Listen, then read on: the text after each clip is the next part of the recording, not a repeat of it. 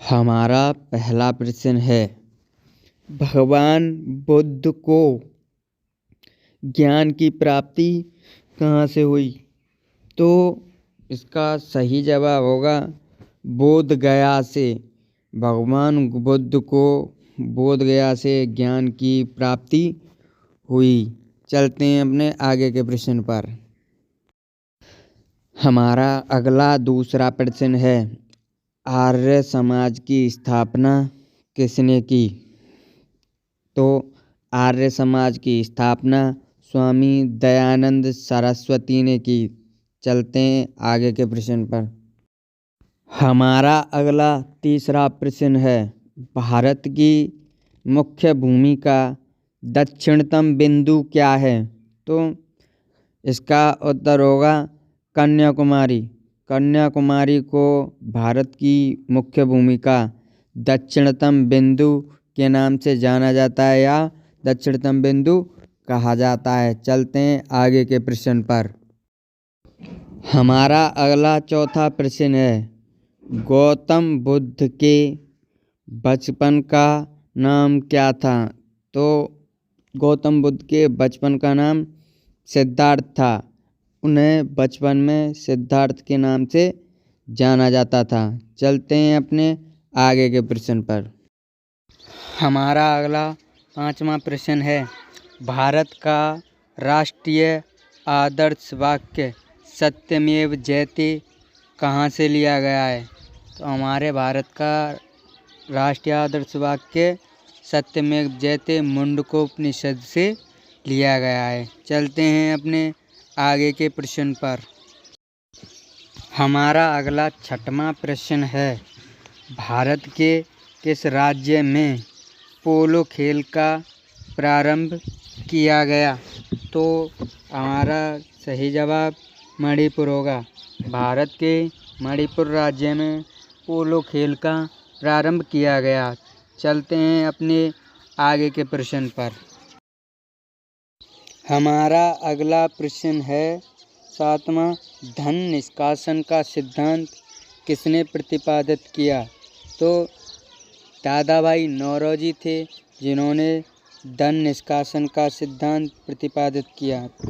ठीक है, चलते हैं अपने आगे के प्रश्न पर।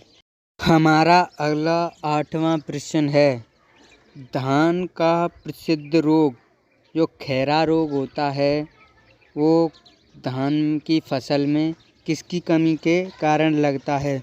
धान की फसल में जो खैरा रोग लगता है उससे धान की फसल नष्ट हो जाती है। वो किसकी कमी के कारण होता है? तो वो होता है जस्ता की कमी के कारण धान में खैरा रोग लग जाता है, उससे धान की फसल नष्ट हो जाती है। चलते हैं अपने आगे के प्रश्न पर। हमारा अगला 9वां सवाल है कि समता के अधिकारों का उल्लेख संविधान के किन अनुच्छेदों में मिलता है? तो हमारा जवाब होगा समता के अधिकारों का उल्लेख संविधान के अनुच्छेद 14 से 18 में समता के अधिकारों का उल्लेख मिलता है। तो हमारा जवाब 14 से 18 अनुच्छेद 14 से 18 में समता के अधिकारों का उल्लेख पाया जाता है। चलते हैं अपने आगे के प्रश्न पर। हमारा अगला प्रश्न है 10वां, विश्व का सबसे बड़ा पुष्प किसका है? विश्व का जो सबसे बड़ा पुष्प है उसका नाम बताना है। तो विश्व का सबसे बड़े पुष्प का नाम रैफ्लेशिया है। रैफ्लेशिया को विश्व का सबसे बड़ा पुष्प कहा जाता है। चलते हैं आगे के प्रश्न पर।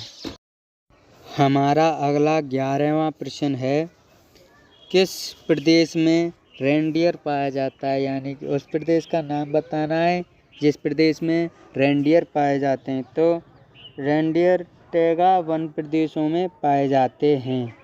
चलते हैं अपने आगे के प्रश्न पर। हमारा अगला 12वां प्रश्न है, लोहे पर जंग लगना किसका उदाहरण है?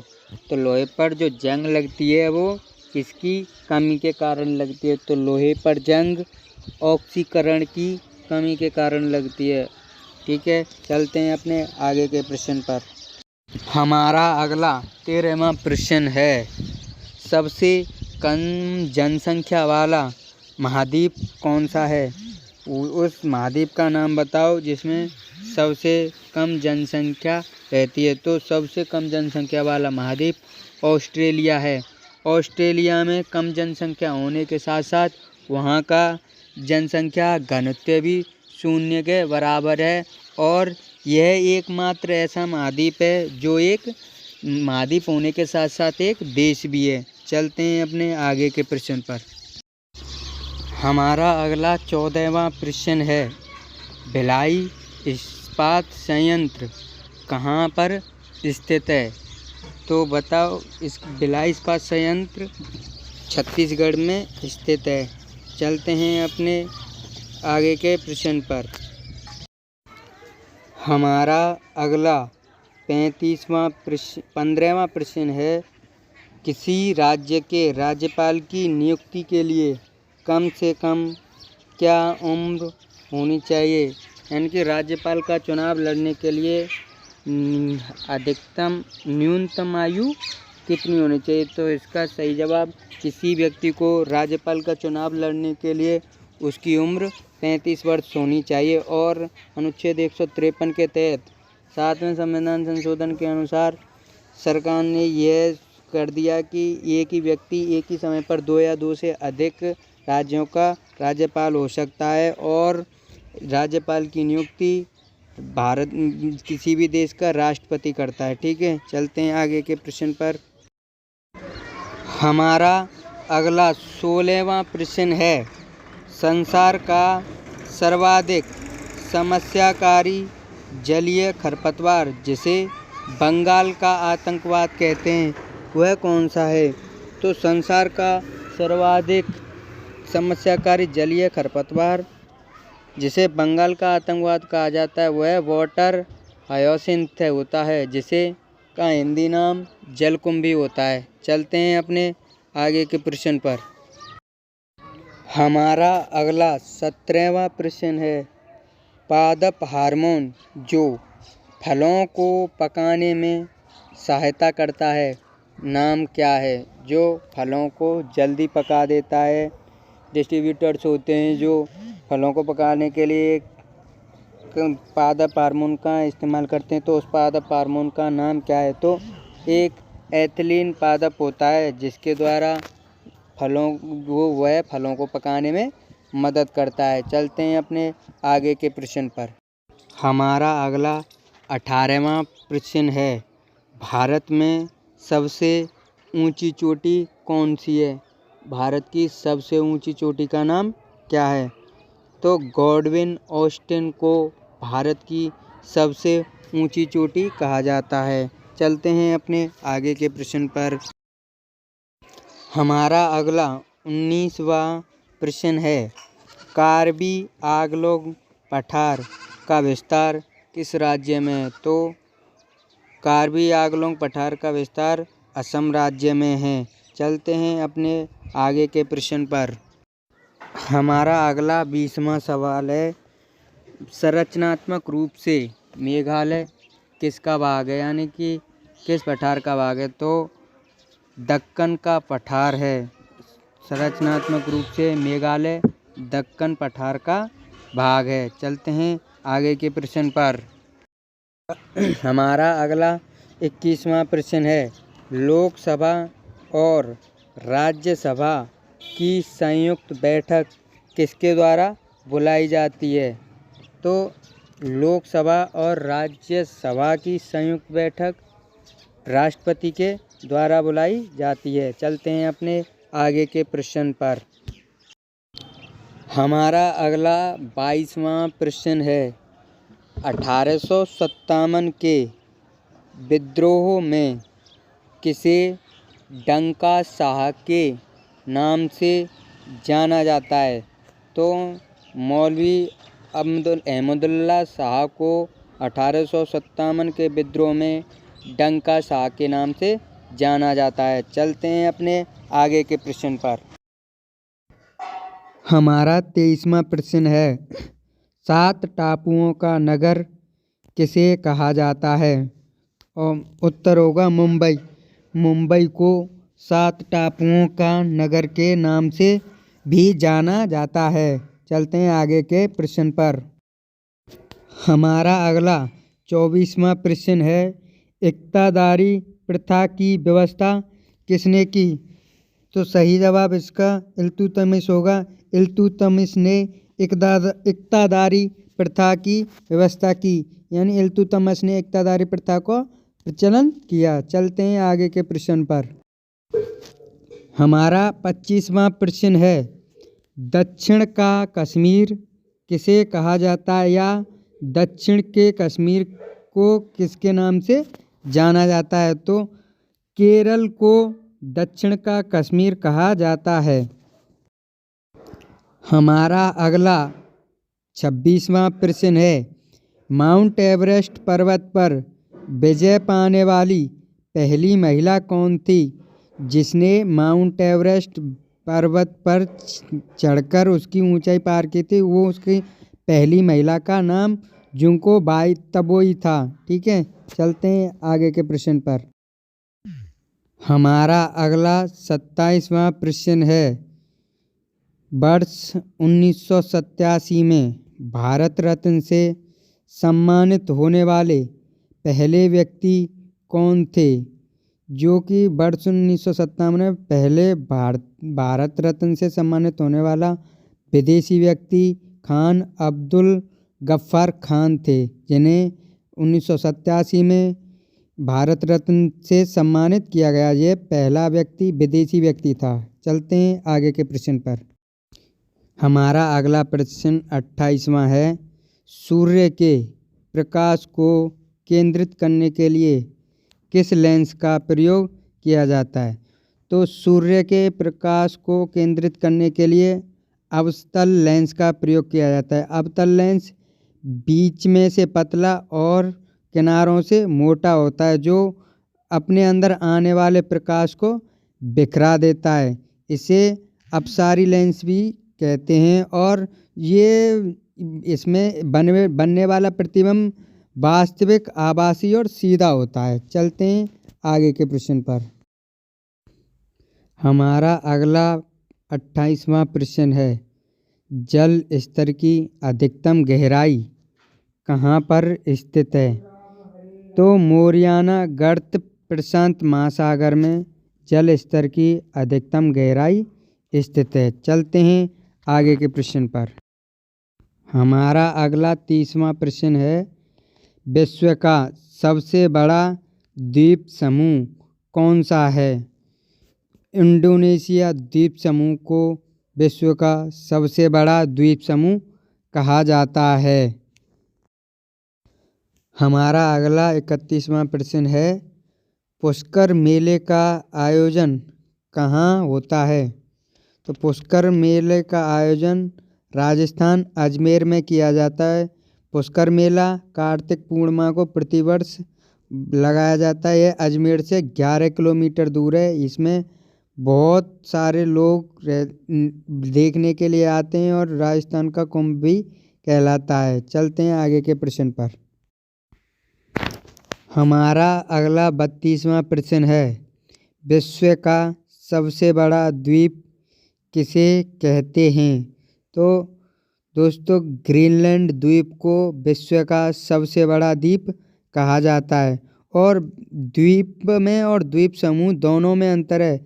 अगर द्वीप समूह पूछे तो इंडोनेशिया कहना है, और द्वीप पूछे तो ग्रीनलैंड द्वीप करना है। ठीक है, चलते हैं आगे के प्रश्न पर। हमारा अगला 33वां प्रश्न है, किस तापमान पर सेल्सियस और फ़ारेनहाइट के मान समान होते हैं? तो 40 डिग्री सेल्सियस पर तापमान पर सेल्सियस और फ़ारेनहाइट के मान समान होते हैं। ठीक है। हमारा अगला 34वां प्रश्न है, भारत में योजना आयोग की स्थापना कब हुई? 15 मार्च 1950 को दिल्ली में योजना आयोग की स्थापना की गई, लेकिन 13 अगस्त 2014 को योजना आयोग को ख़त्म कर दिया गया, और इसकी जगह पर नीति आयोग की स्थापना की गई। तो नीति आयोग की स्थापना 13 अगस्त 2014 को की गई। चलते हैं अगले प्रश्न पर। हमारा अगला 35वां प्रश्न है, स्वतंत्र भारत की पहली बहुउद्देशीय नदी घाटी परियोजना कौन सी है? तो उत्तर होगा इसका दामोदर घाटी परियोजना को स्वतंत्र भारत की पहली बहुउद्देशीय नदी घाटी परियोजना के नाम से जाना जाता है। और यह इस परियोजना को दामोदर घाटी परियोजना नियंत्रित करती है और यह 24,235 वर्ग किलोमीटर क्षेत्र को कवर करती है और इससे 2 राज्यों को लाभ होता है जो बिहार और पश्चिम बंगाल हैं। चलते हैं आगे के प्रश्न पर। हमारा अगला 36वां प्रश्न है, भारत ने ओलंपिक खेलों में पहला स्वर्ण पदक कब जीता? सन 1928 में हॉकी खेल में भारत ने पहला स्वर्ण पदक ओलंपिक खेलों में जीता। जब 1928 में भारत सरकार ने 21 खिलाड़ियों का दल ओलंपिक के लिए भेजा और भारत ने सभी खेलों में जीत हासिल की और यह ओलंपिक स्विट्जरलैंड में किया गया शीत ऋतु में। चलते हैं आगे के प्रश्न पर। हमारा अगला 37वां प्रश्न है, किस संविधान संशोधन में मतदाता की आयु 21 वर्ष से घटाकर 18 वर्ष कर दी गई? तो 61वां संविधान संशोधन जो 1989 में हुआ था, उस संशोधन में मतदान की आयु 21 वर्ष से घटाकर 18 वर्ष कर दी गई। चलते हैं आगे के प्रश्न पर। हमारा अगला 38वां प्रश्न है, 2 बार माउंट एवरेस्ट पर चढ़ने वाली पहली भारतीय महिला कौन थी? तो 2 बार माउंट एवरेस्ट पर चढ़ने वाली प्रथम भारतीय महिला संतोष यादव थी, जो 2 बार माउंट एवरेस्ट पर चढ़ाई करने में फतह हासिल की। हमारा अगला 39वां प्रश्न है, लैंप की बत्ती में तेल किसके कारण ऊपर चढ़ता है? एक लैंप होता है, उसकी बत्ती में तेल ऊपर चढ़ता है, वह किसी तत्व के कारण चढ़ता है। चलते हैं आगे के प्रश्न पर। हमारा अगला प्रश्न है, किस अनुच्छेद के अंतर्गत व्यक्ति अपने मौलिक अधिकारों हेतु उच्चतम न्यायालय जा सकता है? तो अनुच्छेद 32 के तहत व्यक्ति अपने मौलिक अधिकारों के लिए उच्चतम न्यायालय का दरवाज़ा खटखटा सकता है। हमारा 41वां प्रश्न है, भारतीय संविधान की न्यायिक प्रक्रिया किसके संविधान से ली गई है? तो हमारे भारतीय संविधान की जो न्यायिक प्रक्रिया है वह अमेरिका के संविधान से ली गई है। चलते हैं अपने आगे के प्रश्न पर। हमारा अगला 42वां प्रश्न है, राष्ट्रीय फिल्म पुरस्कार किसके द्वारा दिया जाता है? तो सूचना एवं प्रसारण मंत्रालय के द्वारा राष्ट्रीय फिल्म पुरस्कार दिया जाता है। राष्ट्रीय फिल्म पुरस्कार फिल्मों से संबंधित है और सबसे पुराना अवार्ड है जो फिल्मों के क्षेत्र में दिया जाता है। यह 10 अक्टूबर 1954 से शुरू किया गया और अंतिम पुरस्कार 9 अगस्त 2019 को दिया गया था। हमारा अगला 33वां प्रश्न है, सूरत अधिवेशन 1907 की अध्यक्षता किसने की? तो रास बिहारी बोस ने सूरत अधिवेशन 1907 की अध्यक्षता की। सन 1907 में भारतीय राष्ट्रीय कांग्रेस को 2 दलों में बांट दिया गया, गरम दल और नरम दल। इसमें उग्रवादी नेता लाला लाजपत राय और बाल गंगाधर तिलक में से किसी एक को अध्यक्ष बनाना चाहते थे, लेकिन नरम दल ने रास बिहारी बोस को अध्यक्ष बना दिया और मामले को शांत किया। हमारा अगला 44वां प्रश्न है, किस संविधान संशोधन द्वारा संपत्ति के अधिकार को विधिक अधिकार में बदल दिया गया? तो 44वां संविधान संशोधन जो 1978 में हुआ, उस संविधान संशोधन के द्वारा संपत्ति के अधिकार को मूल अधिकारों में से हटा दिया गया और अपनी पसंद के अधिकारों में चुन लिया गया। इससे अधिकारों पर कोई प्रभाव ना पड़े। चलते हैं आगे के प्रश्न पर। हमारा 45वां प्रश्न है, कौन सी रेखा पर दिन और रात बराबर होते हैं? तो विषुवत रेखा पर दिन और रात बराबर होते हैं। यह रेखा उत्तरी गोलार्ध से उत्तरी ध्रुव से दक्षिणी ध्रुव पर खींची गई एक काल्पनिक रेखा है जो उत्तरी गोलार्ध और दक्षिणी गोलार्ध में पृथ्वी को विभाजित करती है।